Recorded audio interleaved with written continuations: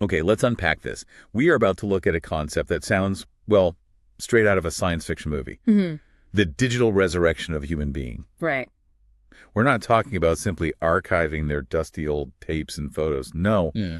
we are talking about creating a fully interactive, virtual living legacy, an AI persona that can speak, answer questions, and teach long after the original person is gone. It's an incredible ambition, really, one driven by love and memorializing, it seems. And what's fascinating here is that the stack of sources you provided isn't just sketching out some hypothetical future. No, it's practical. Exactly. They map out a precise, actionable blueprint, a detailed infrastructure, really. It details the specific legal, technological, and importantly, ethical steps required to achieve this kind of, well, digital immortality. This deep dive is essentially a shortcut to understanding the complex, multi-layered foundation needed for the future of memory itself. And the man at the center of this incredible multi-year undertaking is the late radio icon Fred Hall. You really need to internalize his legacy to understand the immense scope and the profound why behind this project. Definitely. Fred Hall was a pioneer whose career actually kicked off during World War II, interviewing the era's music giants for Armed Forces Radio. He had an unprecedented front-row seat to history unfolding. That wartime start gave him an incredibly unique perspective. His post-war syndicated show, Swing Thing, was broadcast widely and became much more than just entertainment. It developed into a priceless audiovisual historical record of the entire swing era. Yeah, you can't overstate that. Think about the access he had. He was interviewing legends like Benny Goodman, the king of swing, getting them to open up in ways that were truly unprecedented for the time. Wow. This archive isn't just family material. It represents a huge, untapped piece of American cultural history, just sort of waiting to be properly preserved. Exactly. So Fred Hall's son inherited thousands of hours of this raw material, the audio, the photos, the notes, the historical context, and a drive fueled by profound love. But the goal was instantly elevated beyond merely saving old tapes. It was about creating an interactive AI entity that could actively pass on a lifetime of knowledge. Right. Much bigger vision. It started as a personal tribute, but it rapidly became a monumental undertaking that intersected technology, law, and ethics. And that undertaking had to be immediately treated like a professional infrastructure project, addressing issues of perpetuity, legality, and technology simultaneously. Couldn't just wing it. No way. The sources make it clear that even with all that material and passion, the project stalled immediately because of a massive cold reality. The son did not have the legally recognized authority to use his father's lifetime of intellectual property. That initial frustrating roadblock sets the stage perfectly for the professional blueprint we are designing for you. We're going to travel this journey chronologically, analyzing the content needed for a comprehensive explainer script. First, we tackle the incredible tools and technical processes used, then the complex legal labyrinth they had to navigate, and finally, the perpetual financial and technological plan developed to ensure this legacy lasts forever.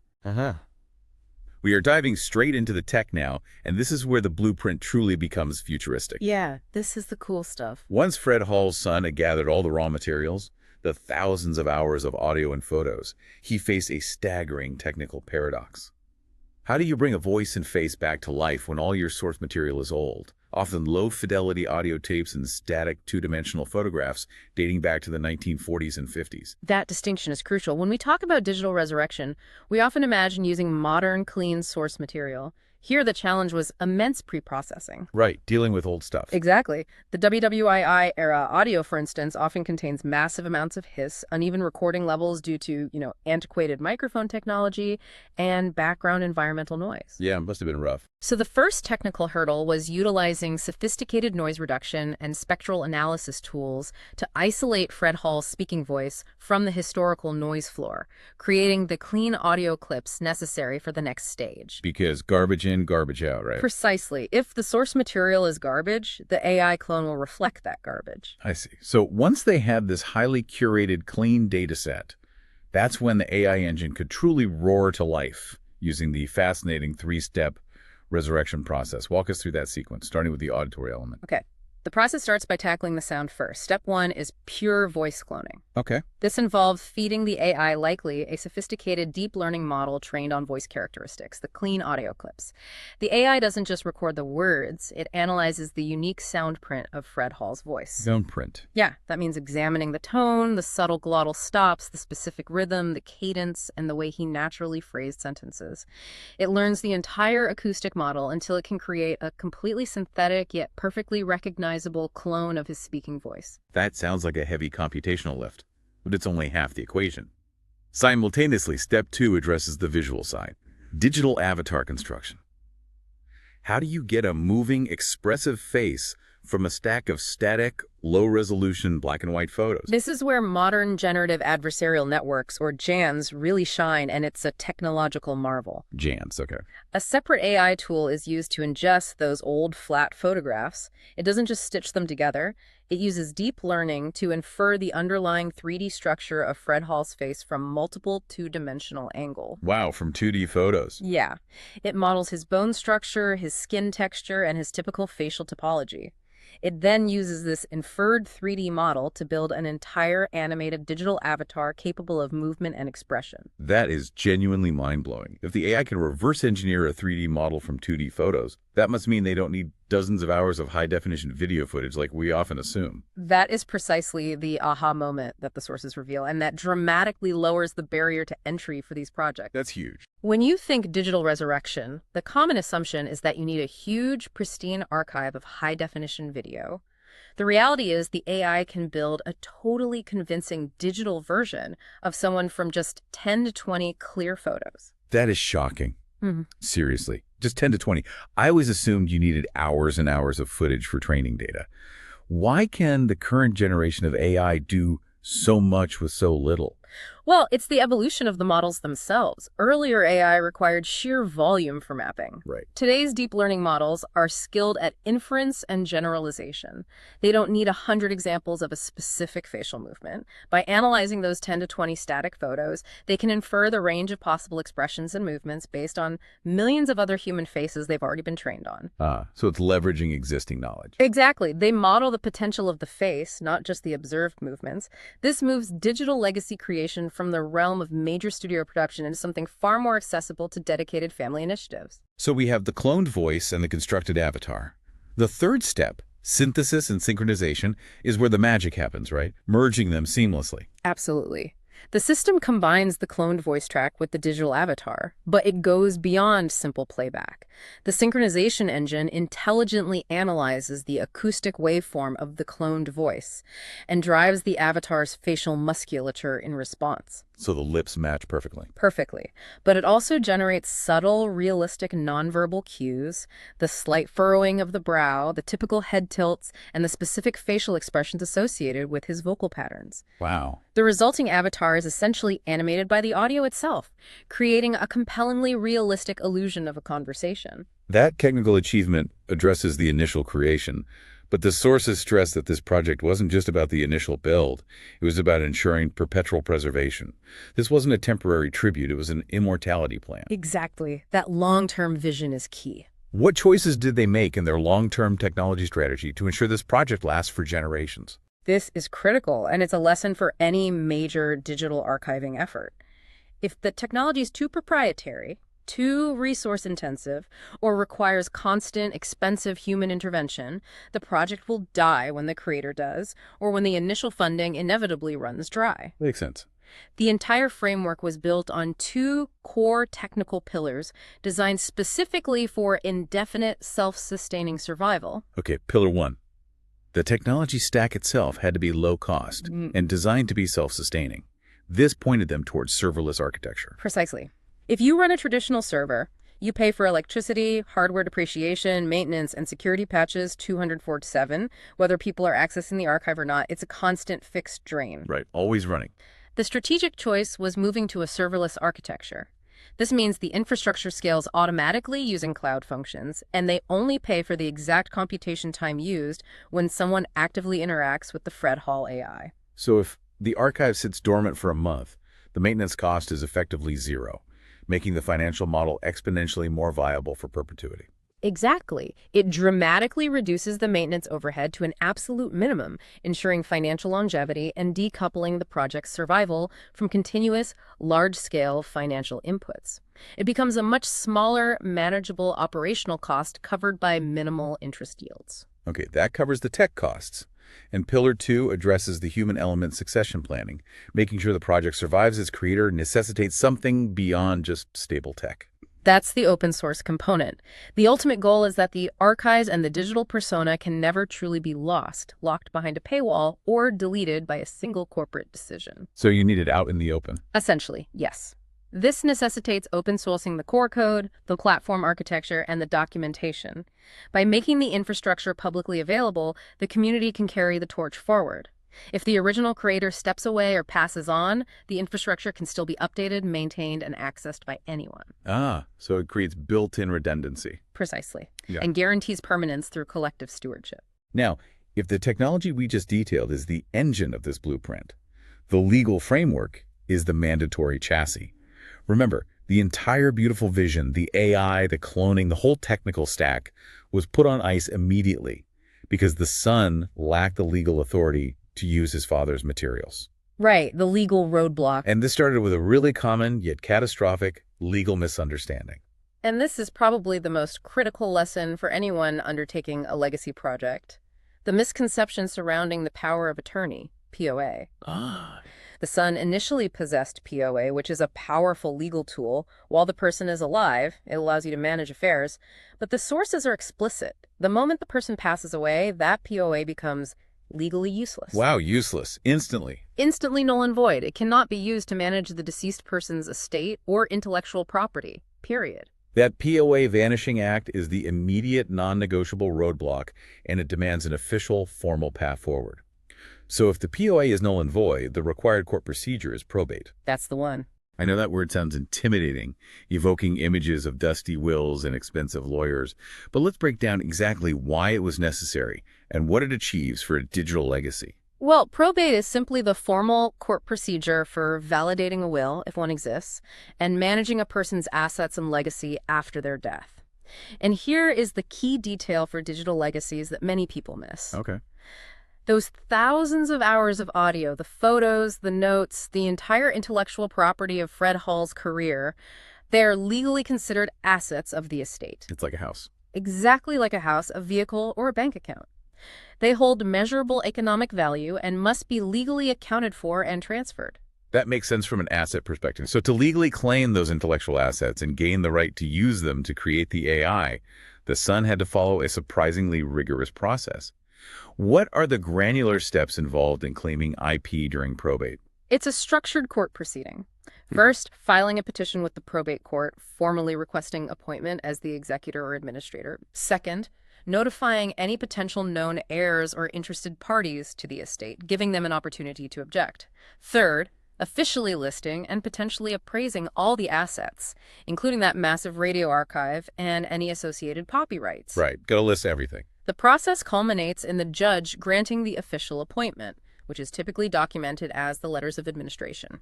That sounds time-consuming and potentially expensive. You're essentially arguing the value and control of an intangible asset, a lifetime of interviews to a court. It is precisely that, and the timeline can be long, often taking months or even years, depending on the complexity of the estate and any disputes. But the payoff is immense because that entire legal journey, that bureaucratic headache, boils down to securing one piece of paper, the letters of administration. The master key. That's it. This is the master key to unlocking the entire legacy. It is the official court-stamped document that proves recognized legal authority to manage, monetize, and utilize the estate, including the intellectual property locked within that audio and visual archive. I see the legal necessity, but what's fascinating is how this legal key becomes the ethical key, linking the law back to the technology we discussed earlier. Why did the AI companies care so intensely about seeing this specific piece of court-stamped paper? This is the critical modern ethical firewall, and it's increasingly mandatory for sophisticated AI services. Right, because of deepfakes and misuse. Exactly. AI companies, particularly those dealing with voice cloning and deepfake technology, are intensely aware of the potential for misuse, impersonation, fraud, or creating malicious content. They need absolute assurance that the person requesting the voice cloning and avatar creation is the legally recognized, responsible steward of that person's identity and legacy. So the letters prove you're the right person. Precisely. The letters of administration serve as the necessary proof of authority required by the company's internal compliance and ethical guidelines, ensuring the project is handled legally and preventing the unauthorized cloning of identities. So, legal authority secured. The court grants the right to use Fred Hall's work. But the next labyrinth was copyright itself. Fred Hall's Swing Thing shows were absolutely packed with copyrighted classic swing music. Oh, yeah. Loads of it. And the sources clarify a massive complication. Every song has 2 separate copyrights. This doubles the headache immediately. It absolutely does, and this complexity is what derails so many archival and legacy projects. You cannot treat music as a single entity legally. 2 copyrights. One copyright for the composition itself, the musical notes and the words as written down on paper, which protects the songwriter, and a totally separate copyright for the actual sound recording, the performance captured on the original tape or vinyl, which protects the performer and the record label. So you need permission for both. You need permission and likely payment for both. Yes. So first they had to deal with the existing raw audio files of the radio shows. To simply use the raw sound from those old shows, which contains the original recording of the performance, they needed a mechanical license. Right. A mechanical license is required when you are reproducing or distributing the underlying composition in an audio-only format, like pressing a CD or making a new digital copy of the raw radio broadcast. Yeah. This is a license for making a copy. It ensures the original songwriters get their royalties based on sales or distribution volume. That is relatively straightforward, if complex, due to the sheer volume of music. But the project's entire goal was to make new educational videos featuring the AI avatar hosting. Right, the visual element changes everything. The moment you combine that licensed music with a visual element, the animated AI avatar, you trigger the need for a whole new, exponentially more difficult level of licensing, known as the synchronization license, or sync license. And this is universally described by anyone in archiving as the real, profound headache of intellectual property management. The sync license headache. Yeah. Sync licenses are required the moment music is synchronized to a visual element. Unlike mechanical licenses, which often have fixed compulsory rates, sync licenses are entirely negotiable. Why is that negotiation so much harder? Because sync licenses cannot be paid for with a standard fixed fee or compulsory rate. They are issued on a bespoke basis. They must be negotiated one by one, track by track, with every single music publisher and often the record label involved. Every single one. Every single one. If Fred Hall played a Benny Goodman track, they might have to negotiate with the publisher who owns the rights to the composition and the label that owns the master recording of that specific performance. This is incredibly time-consuming, requires extensive legal resources, and often involves publishers asking for high, individualized fees based on the proposed use and distribution size. Wow. The sources are explicit about another major hurdle that must be debunked for the listener, the 10-second rule. Oh, that old myth? Yeah. People think they can use a snippet for free, right? It is a total urban myth and an extremely dangerous one for anyone operating a legacy project. The sources are absolutely clear. Legally, using even 1 second of a copyrighted song without permission constitutes copyright infringement. Not even 1 second. Not one. There is no magical time limit, 3 seconds, 10 seconds, 30 seconds, that allows free usage. Any successful digital legacy project must budget and plan for full, comprehensive, track-by-track copyright clearance, or plan to replace or edit out the music entirely. Good to know. Finally, let's talk about the resources, specifically the funding model needed for this perpetual blueprint. Creation is one cost, but ensuring that the serverless architecture and maintenance costs are covered forever is another. How do they address the need for perpetual funding? The funding had to strategically shift from being a temporary, one-time financial injection like a Kickstarter campaign to a perpetual self-generating source. The mechanism chosen and recommended for all long-term digital preservation is the endowment model. Explain the mechanism of an endowment and how it protects the project's financial stability. Sure. An endowment involves raising a large principal sum, which is permanently invested.